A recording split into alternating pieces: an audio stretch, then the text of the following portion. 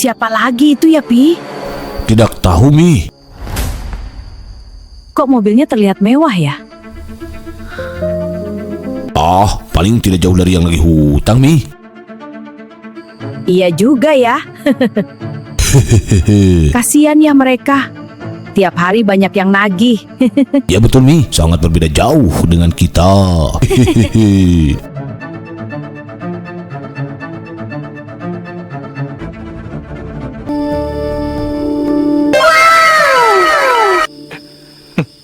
Maaf bang, malam ini kita mau tarawih di mana?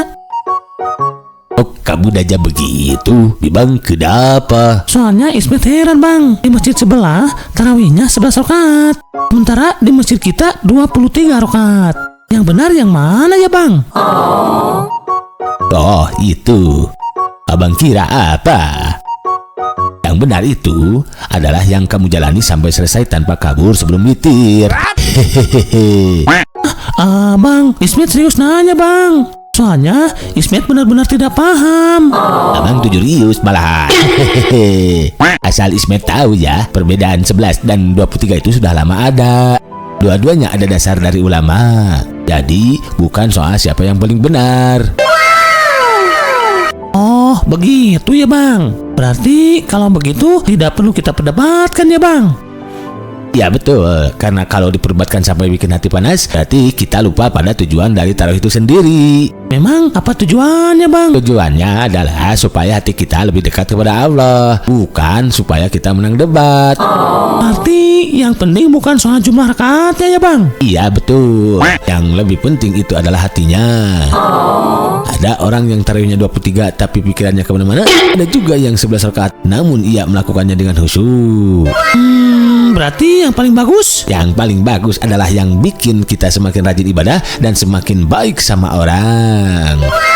Pes, ternyata bangku sudah benar-benar imsak. Insap maksudnya. Ah, kamu ngira abang busuk terus. Ismet cuma bercanda kok. Kalau begitu, kita tarawih di masjid sebelah yuk bang. Bang, kenapa kamu ajak abang ke sana? Soalnya di sana setelah tarawih ada kolak gratis. Kamu makanan terus yang dipikirin.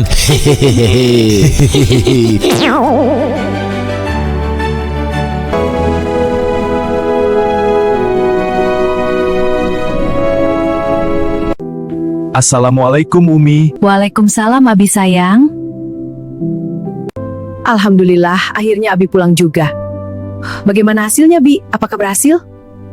Kita bicarakan nanti saja ya Umi. Sekarang kita fokus ibadah tarawih dulu. Tapi rencana kita berhasil kan ya, Abi? Soalnya Umi benar-benar penasaran. Pokoknya Umi tenang saja. Nanti kita diskusikan sambil Umi pijitin Abi ya. Baik, Abi sayang. Buat Abi apa sih yang enggak?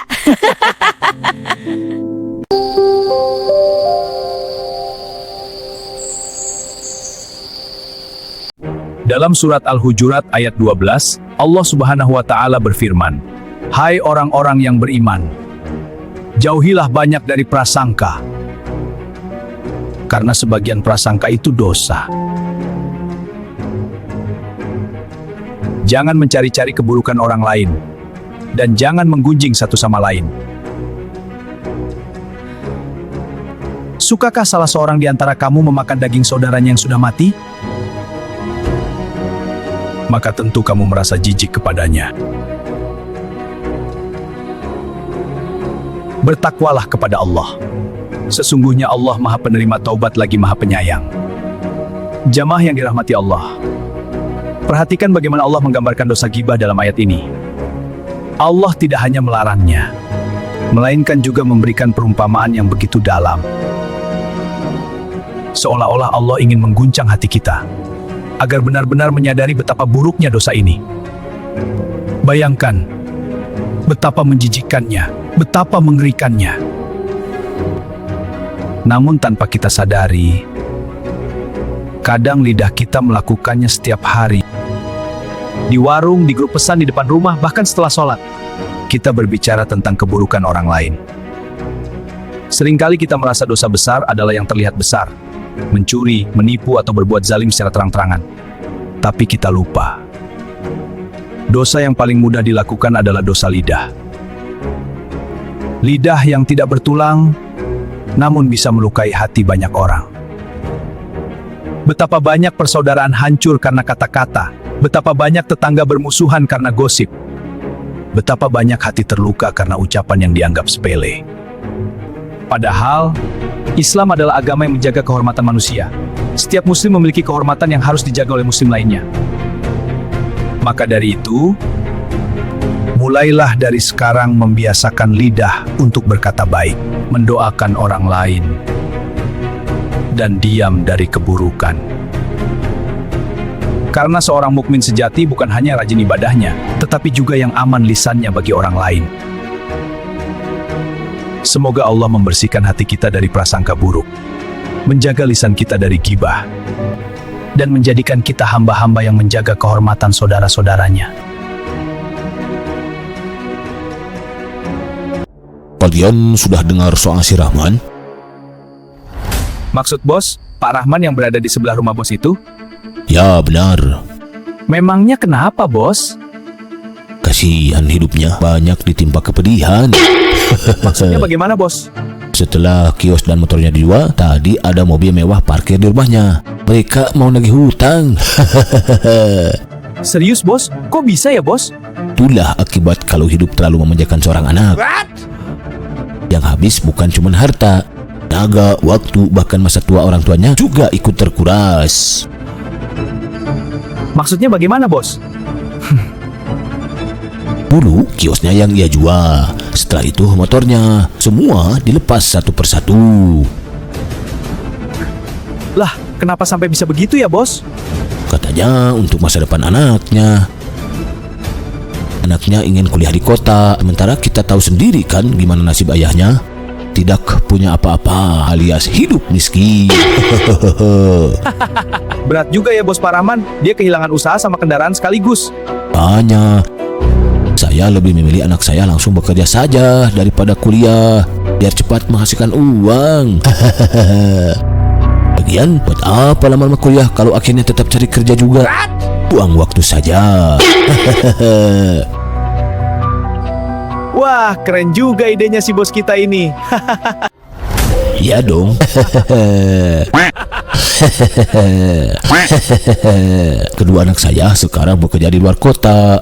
Kalau saya perlu uang, saya tinggal telepon dan langsung dikirim saat itu juga. Baju yang saya pakai ini pun hasil pemberian mereka tadi sore. Sangat berbeda jauh dengan si Rahman yang ditelepon terus lalu dimintai uang.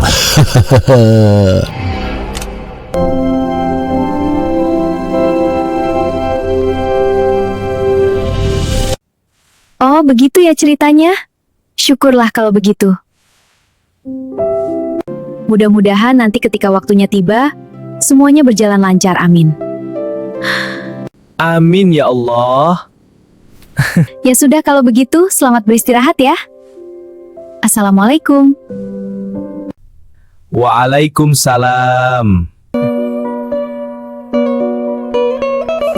Alhamdulillah ya Allah, terima kasih atas semua nikmat yang kau berikan padaku selama ini. Kalaulah saja waktu itu engkau tidak takdirkan hamba menolong ayahnya, mungkin hamba tidak akan memiliki calon istri yang baik dan soleha sepertinya. Semoga engkau lancarkan semuanya sampai waktunya tiba nanti. Amin.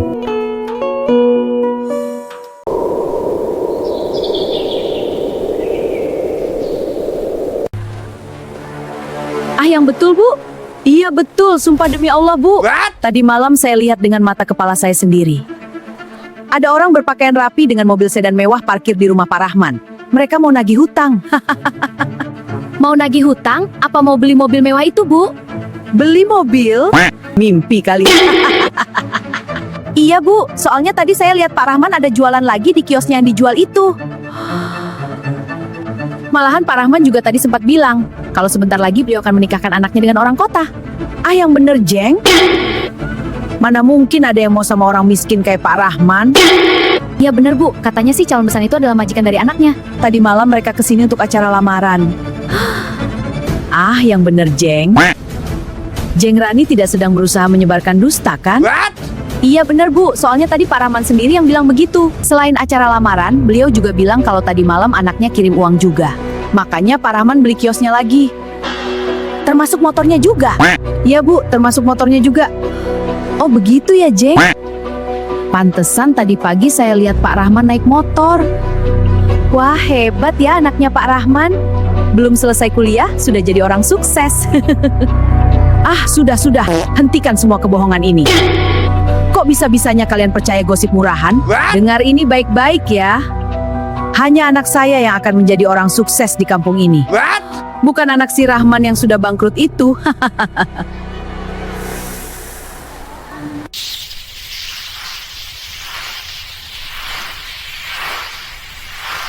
I don't ever slow up, no I don't take shit. I got no love for the fakeness. If you wanna play tough and wanna hate this, I'll always show up. I don't ever slow up, no I don't take shit. I got no love for the fakeness. If you wanna play tough and wanna hate this, I'll always show up and make a statement. I don't ever slow up, no I don't take shit. I got no love for the fakeness. If you wanna play tough and wanna hate this, I'll always show up and make a statement. Everything I do so instinctive and so passionate. Every word I move so descriptive like an adjective. I got a vendetta against people who patented being negative when you should be getting after it. I got facts over tracks, this and that. Spitting slow, spitting fast. I could roast, I could gas. Think I'm okay at last, but I don't know if that can erase all the past. And the pettiness, a reflection of the emptiness. Hilarious. Oh iya Aisyah, nanti malam mau sholat tarawih di mana? Belum ada rencana Bu. Memang kenapa Bu? Bagaimana kalau temenin ibu tarawih di masjid sebelah? Soalnya ibu dengar di sana ada pemuda tampan dermawan sering berbagi takjil. Siapa tahu ada jodoh Aisyah di sana. Ah ibu, mulai due.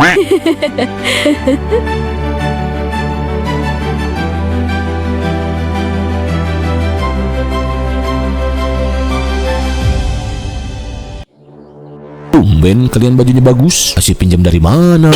Iya, pasti kalian ngikutin gaya kita kan? Sungguh tiada kusangka dan tiada kuduga, ternyata kalian iri sama kita ya. Oh ini cuman pemberian orang lain kok. Pemberian? Maksud kamu baju bekas? Iya, memangnya anak kesayangan kalian tidak mampu belikan ya? Iya Bu, ini pemberian dari calon besan kita tadi malam. Calon besan? Maksud kalian apa? Iya Bu, tadi malam majikannya anak kita datang ke sini untuk acara lamaran. Lamaran? Bukannya anak kalian masih kuliah di luar kota? Iya Bu, soalnya anak kami kuliah sambil bekerja juga. Iya Bu, insya Allah nanti kalau waktunya tiba. Kami juga berencana menjadikan ibu jadi pagar ayunya. Iya betul Bu, itu pun jika ibu berkenan.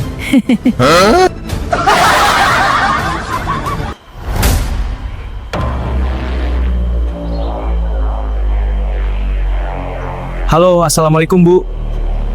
Apakah benar ini dengan Ibu Ratih? Waalaikumsalam. Iya betul Pak, saya Bu Ratih. Memang ini dengan siapa ya? Kami dari pihak kepolisian Bu, kami ingin melaporkan bahwa kedua anak ibu kami tangkap karena terlibat judi online dan penyalahgunaan narkoba. Maksud Bapak apa? Bapak salah orang kali. Asal Bapak tahu ya, kedua anak kami saat ini bekerja di perusahaan ternama di luar kota. Dan sebentar lagi mereka akan memimpin perusahaan tersebut. Kami mengerti perasaan ibu, karena itu kami menghubungi ibu agar bisa datang langsung dan memastikan semuanya. Bapak pasti polisi gadungan ya? Anak kami adalah anak yang sangat berbakti pada kedua orang tuanya, Pak. Jadi Bapak mau mencoba menipu kami kan? Hahaha. Terima kasih sebelumnya Bu, dan kami tunggu kedatangannya.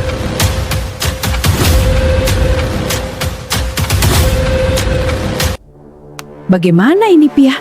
Masa iya anak kita ditangkap? Iya Mi, Papi juga bingung. Bagaimana kalau info tadi itu benar ya Mi? Bagaimana nasib kita nanti di mata masyarakat? Mana Papi sudah bilang sama mereka kalau Papi sebentar lagi bakal jadi orang kaya. Ini semua gara-gara Papi. Papi kan yang dulu nyuruh anak kita langsung bekerja. Coba Papi kayak tetangga kita si Rahman. Dia mau berjuang untuk anaknya agar tetap bisa kuliah. Kok mami jadi nyalahin papi? Justru ini kesalahan mami yang telah gagal mendidik anak-anak. Maksud papi apa kok papi nyalain mami? Papi sudah mulai berani ya sama mami. Pokoknya mami tidak mau tahu. Ayo kita pergi ke kantor polisi. Biar Ampun papi yang nih, gantikan anak-anak di penjara. ampun.